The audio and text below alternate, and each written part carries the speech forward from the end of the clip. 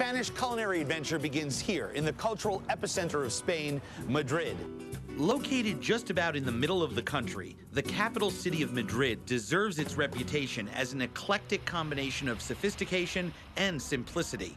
Now, when I say the word ham, you may not think that it's a bizarre or unusual food, but trust me, one visit to the Museo del Jamón and you will know that there is more to this ham than meets the eye. The Museo del Jamón, or the Ham Museum, is one of hundreds of what I call ham bars. Found all over Spain, they are everywhere, kind of like coffee shops in the US. But rather than taking a break to grab a cup of joe, Spaniards grab a few ounces of salty cured heaven, my kind of town. At the Museo del Jamón, thousands of pounds of ham line these walls. As you can see, they leave the shank end and the hoof attached to all the best quality hams. That's your assurance of the type of ham it is, what type of pig, where it comes from. And that's very important when you're talking Spanish hams. Some of the world's top quality pigs are native to this region, making for a ham that's second to none. Now, these hams here are very unique. They're Serrano hams. They get their name because they come from the mountainside.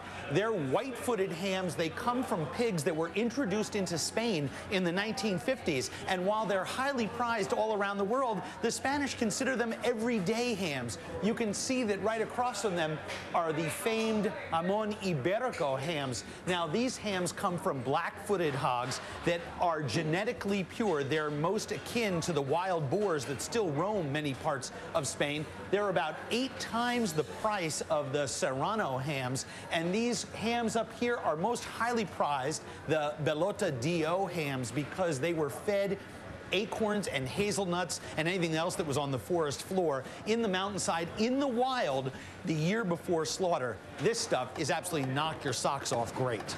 Spaniards started eating ham back in the 15th century as a symbol of religious independence after the Moors left Spain. Today, it's more about the taste, which is unique to Spanish ham. Ham in Spain is treated the same way that caviar is in many parts of the world. Spanish ham is buttery, intense, nutty, it's feral, it tastes wild, it melts in your mouth. Spaniards line up in places like these 24/7, 365 to eat this stuff. They're ham crazy.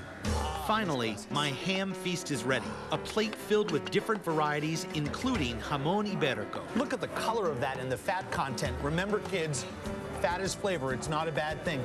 This is absolutely ham-tastic.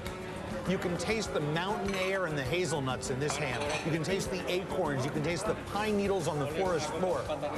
I'd rather eat a pound of ham than a quart of ice cream any day of the week.